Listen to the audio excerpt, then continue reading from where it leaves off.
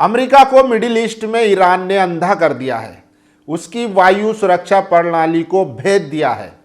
सोचिए, कतर के अल उबैद में स्थित उसकी जो रक्षा प्रणाली थी, जिससे वो नज़र रखता था कि 5000 किलोमीटर के अंदर की जितनी भी मिसाइल आती थी उसको वो सब देख लिया करता था और उसको उन सबको वो हवा में ही इंटरसेप्ट कर दिया करता था। लेकिन अब ईरान ने, सोचिए, इस वायु रक्षा प्रणाली में अमेरिका का 1 मिलियन की कीमत है इसकी, और ईरान के मात्र $20,000 की मिसाइल ने इसको तबाह कर दिया है। और अब इसके क्या मायने हैं? ईरान को एक ऐसा मौका मिल गया है कि उसने अमेरिका की आंखें फोड़ दी है मिडिल ईस्ट में, और अब वो जब चाहेगा, जहां चाहेगा, जैसे चाहेगा वैसे अमेरिका के ठिकानों को, अड्डों को निशाना बनाएगा। क्या है पूरी खबर, उसको भी बताएंगे। इसके अलावा कल ट्रंप ने जिस तरीके से स्पेन को धमकाया था, अब स्पेन के नेता का बयान आ गया है। उन्होंने कहा है कि ईरान पर हमला गलत था और गाजा में जो इजराइल कर रहा है वो भी मानवता के लिए खतरा है। स्पेन की एक और सांसद ने कड़ा जवाब दिया। उन्होंने कहा है कि स्पेन को नाटो से अलग होना चाहिए। इसके अलावा प्रोफेसर जियांग ने बड़ी भविष्यवाणी की है। उन्होंने 3 बड़ी भविष्यवाणी की थी। क्या भविष्यवाणी की थी वो भी बताऊंगा। आदाब, नमस्कार, मैं फैसल और आप देख रहे हैं नेशनल दस्तक।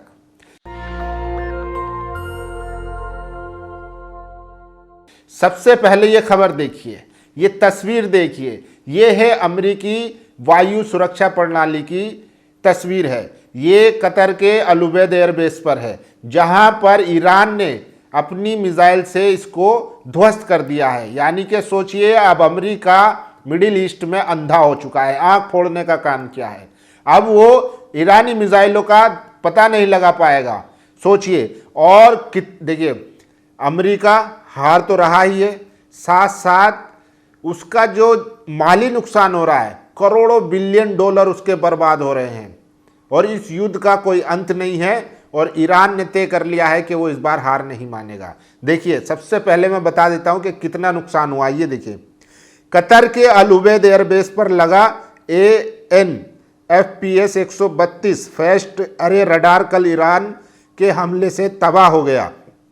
इसी के साथ मिडिल ईस्ट पर राज करने का अमेरिका का सपना हमेशा के लिए टूट गया। ये कोई सामान्य रडार नहीं था। $1.1 बिलियन का ये रडार 5000 किलोमीटर दूर से आती मिसाइल को देख सकता था। ये अमेरिका के वैश्विक मिसाइल डिफेंस का हिस्सा था। पर हमले ने जेराल्ड फोर्ड को भी नाकाम कर दिया, क्योंकि अब वह अंधा है। फोर्ड का एजिज मिसाइल डिफेंस इसी रडार से जुड़ा था। अब पूरा मिडिल ईस्ट और सेंटकॉम ईरानी मिसाइलों के खतरे में है। सोचिए, अब उनकी हर मिसाइल निशाने पर लगेगी। जब तक थार्ड एक्टिव होगा, मिसाइल काम कर चुकी होगी। सोचिए, 1.1 मिलियन के रडार को मात्र $20,000 की मिसाइल ने मार गिराया है। यही है केंद्रीकृत व्यवस्था की कमजोरी। ये आप देख सकते हैं, मिडिल ईस्ट में अमेरिका बंदा हो चुका है। और ईरान ने कहा है कि हमारे पास ऐसी 2.5 लाख मिसाइलें हैं और हमारे पास लंबा इसका जो है युद्ध लड़ने के हमारे पास साजो सामान है। और कल अमेरिका ने ईरान की जो मुख्य बिल्डिंग थी, जहां पर उनके सुप्रीम लीडर का चयन होता था, वहां पर बम मारकर गिरा दिया। 88 जो काजी है, मुल्ला हैं, वो सुप्रीम लीडर को चुनते हैं। लेकिन इस बीच खबर आ रही है कि बम गिराने के बावजूद भी उन्होंने अपना सुप्रीम लीडर चुन लिया है। और जो सुप्रीम लीडर को चुना है उनका नाम है मुस्तफा हुसैनी, और उनके बारे में कहा जाता है कि वो आयतुल्ला सुप्रीम लीडर जो थे खामनी साहब, उनसे कई ज़्यादा खतरनाक हैं। आयतुल्ला खामनी साहब तो कहते थे, उनका फतवा था बाकायदा कि हम न्यूक्लियर जो है वो परमाणु बम नहीं बनाएंगे। लेकिन इनका मौक़िफ़ अलग है, इनकी सोच अलग है। ये अमेरिका से शदीद नफरत करते हैं और ये बदले की भावना में है। और देखना, इन्होंने कहा है कि हम किस तरीके से अमेरिका से बदला लेते हैं।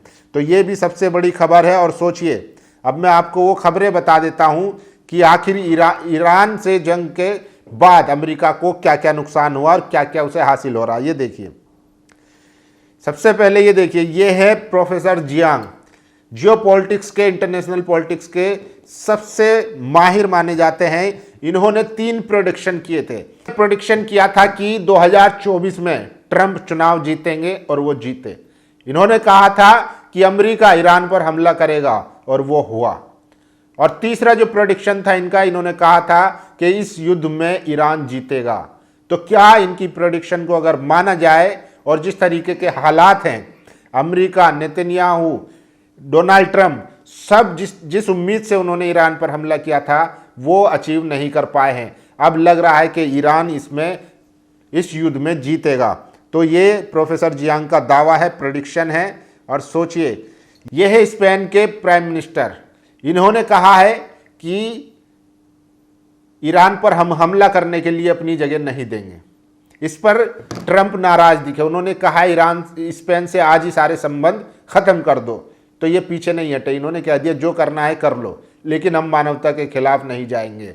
और सोचिए, इन्हीं की एक सांसद ने कहा है, पहले ये देखिए, सैटेलाइट तस्वीरों से ईरान के उस दावे की पुष्टि होती है कि उसने संयुक्त अरब अमीरात के अल उवैस में थार्ड मिसाइल प्रणाली के एक अमेरिकी AN/TVIP रडार 2 को नष्ट कर दिया है। इससे ईरान के मिसाइल दागने में और अधिक लचीलापन मिलेगा। सोचिए, अब ईरान को और खुलापन मिलेगा और वो जब चाहेगा। और ये देखिए, ये है यूएस के सीनेटर क्रिस मर्फी का कहना है कि उन्होंने हमें उस कमरे में बताया कि और भी अमेरिकी मरने वाले हैं कि वे इन ड्रोन को नहीं रोक पाएंगे जो मिडिल ईस्ट से उड़ते रहेंगे। सोचिए, ईरान अपना खुद ड्रोन और मिसाइल बनाता है, उस पर ज़्यादा भार नहीं पड़ेगा, लेकिन अमेरिका का जो नुकसान हो रहा है वो बहुत ज़्यादा देखने लायक है। सोचिए, और ये है स्पेन की सांसद, स्पेन की यूरोपीय सांसद इरेन मोनेट्रो ने स्पेन से नाटो छोड़ने का आह्वान किया और कहा है संयुक्त राज्य अमेरिका और इजराइल वर्तमान में मानवता की सुरक्षा और स्थिरता के लिए मुख्य खतरे हैं। ट्रंप के अवैध आक्रमणों का खामियाजा लोगों को नहीं भुगतना पड़ेगा। हमें ऊर्जा, भोजन, बुनियादी उत्पादों की कीमतों को तुरंत नियंत्रित सीमित करना होगा, सार्वजनिक परिवहन को मुफ्त करना होगा और नाटो छोड़ना होगा, क्योंकि अमेरिका का सहयोगी होना हमें खतरे में डालता है। तो अब जो है यूरोपीय कंट्री को भी समझ में आ रहा है कि आखिर इनकी हठधर्मी में के चलते क्या होना है। और ये तस्वीरें देखिए, ईरान ने फोड़ दी अमेरिका की आंख, कतर में उड़ाया बैलिस्टिक मिसाइल रडार। ईरान ने हाल ही में कतर में अमेरिका के ANFFS 132 ballistic missile early warning radar पर हमला किया जो $1.1 बिलियन का है। सैटेलाइट इमेज से पुष्टि की गई है कि यह महत्वपूर्ण रडार काफ़ी क्षतिग्रस्त हुआ है। एक सस्ते शाही ड्रोन ने अमेरिकी मिसाइल डिफेंस की आंखों को अंधा कर दिया, जिससे खाड़ी क्षेत्र में सुरक्षा खतरे में पड़ गई है। ये बड़ा झटका है अमेरिका को। सोचिए, तो अमेरिका इस बार अंधा हो चुका है। और तो नेतन्याहू और ट्रंप ने जिस उम्मीद से जो कैलकुलेशन करके ईरान पर हमला किया था, युद्ध को ललकारा था, वो उनकी कैलकुलेशन कहीं ना कहीं गलत साबित हो गई है।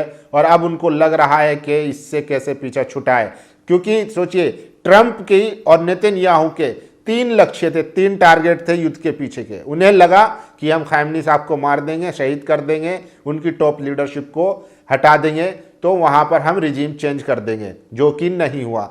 फिर दूसरा था कि वहाँ का जो न्यूक्लियर प्रोग्राम है हम उसको रोक देंगे, वो भी अभी तक नहीं हुआ है। तीसरा था कि उनकी जो बैलिस्टिक मिसाइलें हैं उनकी मारक क्षमता को कम करना, उनको रोकना उनका मकसद था, लेकिन वो भी नहीं हुआ। इसका उल्टा ये हुआ कि मिडिल ईस्ट में अमेरिका को नाको चने चबा दिए हैं ईरान ने, उनके बेसिस उड़ा दिए हैं। और इजराइल में, तेल अवीव में तो तबाही मची हुई है, वहाँ की जनता एकदम बिलबिला रही है, तड़प रही है, ये समझ लीजिए। और उनके जो मंत्री हैं, डिफेंस मिनिस्टर, वो भी बिलबिला रहे हैं। और साथ ही साथ अब स्पेन ने भी इनका साथ देने से मना कर दिया है। तो आवाज़ उठ रही है धीरे धीरे।